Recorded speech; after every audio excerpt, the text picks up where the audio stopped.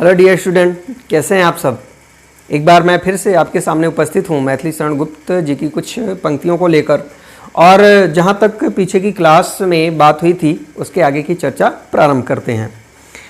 पीछे की क्लास में जो हमने बात कर ली थी, कुछ मूल्य नहीं वात्सल्य मात्र क्या तेरा, पर आज अन्य सा हुआ वत्स भी मेरा। यहाँ तक की बात हुई थी कि वह पुत्र जिसके लिए मैंने इतना सारा षड्यंत्र रचा, वही मेरा पुत्र आज मुझसे पराया सा होकर घूमता है। ठीक है, आगे की बात की जाए।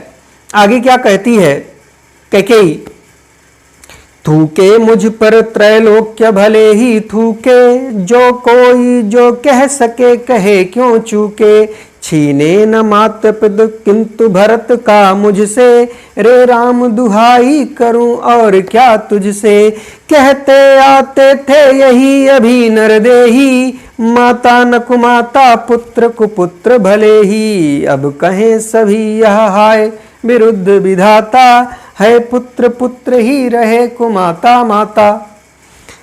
पंक्तियां क्या हैं, किस तरीके से कैकेयी अपनी बात को व्यक्त करती है। लिखा है, थूके मुझ पर त्रैलोक्य भले ही थूके, अर्थात मेरे द्वारा जो कृत कार्य हुआ है, मैंने जो कार्य किया है, अर्थात अवध में मेरे द्वारा किए गए कार्य के कारण जो इतनी खलबली मची, जिसके कारण तुम्हें यहाँ वन को आना पड़ा, वही लिखा हुआ है कि इस कृत्य से मेरा पुत्र मुझसे रूठ गया है। जो भी जहां भी था वो सब ने मुझे इसके लिए धिक्कारा। तो वही लिखा हुआ है कि थूके मुझ पर त्रैलोक्य भले ही थूके, भले ही तीनों लोग मुझ पर थूके, अर्थात मेरी निंदा करे, मुझे बुरा भला कहे, जो कोई कह सके कहे क्यों, चूंकि मेरे द्वारा कार्य ही ऐसा हुआ है कि इस समय जो कोई मेरी जितनी निंदा कर सकता है वो करेगा, भला इसमें कोई क्यों चूकेगा। आगे लिखा है, छीने न मात्र पद किंतु भरत का मुझसे, किंतु मेरी भरत की मां होने का गौरव मुझसे ना छीना जाए। मैं भरत की मां हूं, यह गौरव मुझसे छीना ना जाए। वही लिखा हुआ है यहाँ, छीने न मात्र पद किंतु भरत का मुझसे, लेकिन माता का पद, भरत की मां होने का पद, अर्थात भरत की मां होने का गौरव मुझसे न छीने, रे राम दुहाई करूं और क्या तुझसे। हे राम, हे पुत्र राम, मैं तुमसे और क्या दुहाई करूं, अर्थात मैं तुमसे और क्या निवेदन करूं, तुमसे और क्या प्रार्थना करूं। मैं तुमसे यही प्रार्थना करती हूं कि भरत की मां होने का गौरव मुझसे न छीना जाए। कहते आते थे यही अभी नरदेही। नरदेही मतलब मनुष्य का शरीर धारण करने वाले, अर्थात सामाजिक व्यक्ति। तो वो लिखा हुआ, कहते आते थे अभी यही अभी नरदेही, अर्थात सभी समाज में रहने वाले सभी व्यक्ति अभी तक यही कहते थे, अर्थात उनके मुंह से यही निकलता था कि माता न कुमाता पुत्र कुपुत्र भले ही, कि मां कुमाता नहीं हो सकती, मां कभी भी बुरी नहीं हो सकती, मां गलत नहीं हो सकती, पुत्र कुपुत्र भले ही पुत्र गलत हो जाए, अर्थात पुत्र चाहे जितनी गलतियां कर दे, मां कभी गलती नहीं कर सकती। परंतु लिखा है, अब कहें सभी यह हाय विरुद्ध विधाता, लेकिन मेरे द्वारा कार्य ही ऐसा हो गया है, मुझसे कार्य ही कुछ इस प्रकार का हो गया है कि लिखा है, अब कहें सभी यह हाय विरुद्ध विधाता। अब सभी विधाता के विरुद्ध इस प्रकार से कहना प्रारंभ कर देंगे कि है पुत्र पुत्र ही रहे कुमाता माता। पुत्र तो पुत्र ही है, अर्थात पुत्र तो बड़ा ही शील स्वभाव का है, बड़े ही सुंदर स्वभाव का है। माता ही यहाँ क्या हो गई है, कुमाता हो गई, अर्थात माता के ही विचार यहाँ पर क्या हो गए, बुरे हो गए। आगे क्या कहती है कैकेयी कि बस मैंने इसका बाह्य मात्र ही देखा, दृढ़ हृदय न देखा, मृदुल गात्र ही देखा, परमार्थ न देखा, पूर्ण स्वार्थ ही साधा, इस कारण ही तो हाय आज यह बाधा। युग युग तक चलती रहे कठोर कहानी, रघुकुल में थी एक अभागिन रानी, निज जन्म जन्म में सुने जीव यह मेरा, धिक्कार उसे था महास्वार्थ ने घेरा। आगे कहती है कैकेयी, बस मैंने इसका बाह्य मात्र ही देखा, अर्थात अपने पुत्र भरत के बाह्य स्वरूप को ही मैंने देखा, दृढ़ हृदय न देखा, इसके दृढ़ हृदय को मैं नहीं समझ सकी। अपने सुंदर विचारों पर दृढ़ रहने वाले इसके हृदय को वास्तव में मैं नहीं जान सकी। मृदुल गात्र ही देखा, इसका केवल कोमल शरीर ही मैंने देखा, इसके हृदय के दृढ़ विचारों को मैं नहीं समझ सकी।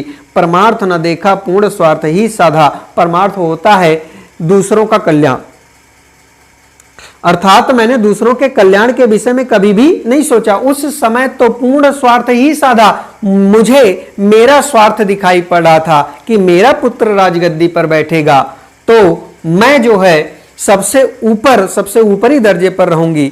मैं जो चाहूंगी वो किसी को कहूंगी, लोगों को मेरा कहना मानना पड़ेगा। इस प्रकार से तमाम बातें मेरे मन में चल रही थी, अर्थात मैं ही सर्वे सर्वा रहूंगी, ऐसी बातें मेरे मन में चल रही थी। अर्थात वो सिर्फ मेरा ही स्वार्थ था जिसमें उस समय मुझे वही बातें याद आ रही थी। मैंने उस समय लिखा हुआ है कि परमार्थ न देखा, दूसरों के कल्याण के विषय में कुछ भी सोचने का प्रयास नहीं किया, और इस कारण ही तो हाय आज यह बाधा, और इसी कारण से ही तो आज यह बाधा उत्पन्न हुई है कि यहाँ इस सभा के बीच में हम सब एकत्रित हुए हैं और मुझे तुम्हें वापस ले जाने के लिए आना पड़ा है। आगे लिखा है युग युग तक चलती रहे कठोर कहानी। और ये जो इस समय कहानी हुई है, इस प्रकार के जो विचार हुए हैं, इस प्रकार की जो परिस्थितियां उत्पन्न हुई हैं, युग युग तक चलती रहे। ये कहानी युगों युगों तक इसी प्रकार से चलती रहेगी, अर्थात इस धरा पर लोग आते रहेंगे, पीढ़ियां आती रहेंगी और मेरे विषय में इसी तरीके से बातें होती रहेंगी कि रघुकुल में थी एक अभागिन रानी, कि इस रघुकुल में एक ऐसी अभागिन रानी थी जिसे अपने पुत्र का ही प्रेम नसीब नहीं हुआ, जिसके कारण उसके पति की भी मृत्यु हो गई, उसे अपने पुत्र का प्रेम भी सही तरीके से नहीं मिल सका, और तमाम प्रकार की ऐसी घटनाएं जिसके कारण वह लंबे समय तक याद की जाती रहेगी। निज जन्म जन्म में सुने जीव यह मेरा। निज जन्म अर्थात अपने प्रत्येक जन्म जन्म में, अपने प्रत्येक जन्म जन्म में मुझे यह सुनने को मिलेगा क्या कि धिक्कार उसे था महास्वार्थ ने घेरा, कि उस रानी को धिक्कार है, उस रघुकुल की रानी को धिक्कार है जिसे महास्वार्थ ने अर्थात सबसे बड़े स्वार्थ ने उसको क्या किया था, आकर घेर लिया था, जिससे वो बाहर नहीं निकल पाई, जिससे वो अपने आप को बाहर नहीं निकाल पाई। और लिखा है आगे क्या कहता है कवि कि 100 बार धन्य वह एक लाल की माई, जिस जननी ने है जना भरत सा भाई, पागल सी प्रभु के साथ सभा चिल्लाई, 100 बार धन्य वह एक लाल की माई। हाँ लाल उसे ही आज गवाया मैंने, विकराल कुयस ही यहाँ कमाया मैंने, निज स्वर्ग उसी पर वार दिया था मैंने, हर तुम तक से अधिकार लिया था मैंने। अब यहाँ पर कवि क्या कह रहा है कि इस प्रकार की बातें राम ने जब सुनी, कैकेयी के मुख से इस प्रकार की बातें सुनी, तो वही लिखा है कि 100 बार धन्य वह एक लाल की माई, जिस जननी ने है जना भरत सा भाई। ऐसा सुनकर ही रामचंद्र जी तुरंत कहते हैं कि वह माता जिसने भरत जैसा भाई पैदा किया, वह माता क्या है, धन्य है। वह मां धन्य है जिसने भरत के समान सुंदर विचार वाला भाई पैदा किया। और ऐसा सुनने के बाद 100 बार धन्य वह एक लाल की माई, अर्थात वह माता 100 बार धन्य है जिसने भरत के समान सुंदर विचार वाला भाई पैदा किया। और लिखा है पागल सी प्रभु के साथ सभा चिल्लाई। और जब प्रभु ने इस तरीके की बात की कि वह माता तो 100 बार धन्य है जिसने भरत के समान भाई पैदा किया, तो पागल सी प्रभु के साथ सभा चिल्लाई। सारी की सारी सभा उसी समय एक साथ चिल्ला उठी, एक समय नाद हो उठा क्या कि 100 बार धन्य वह एक लाल की माई। वास्तव में तो वह एक लाल अर्थात भरत लाल की माता जो है 100 बार क्या है, धन्य है, जिसने भरत के समान सुंदर विचारों वाला पुत्र पैदा किया। ये सभा कह रही है और राम कहते हैं कि जिसने भरत के समान सुंदर विचारों वाला भाई पैदा किया, वह माता 100 बार क्या है, वास्तव में धन्य है। आगे लिखा है हा लाल उसे भी आज गवाया मैंने। हा लाल वो लिखा है, देखिए हा के बाद विस्मयबोधक लगा हुआ है, अर्थात मन में कितने सारे भाव हैं उसके।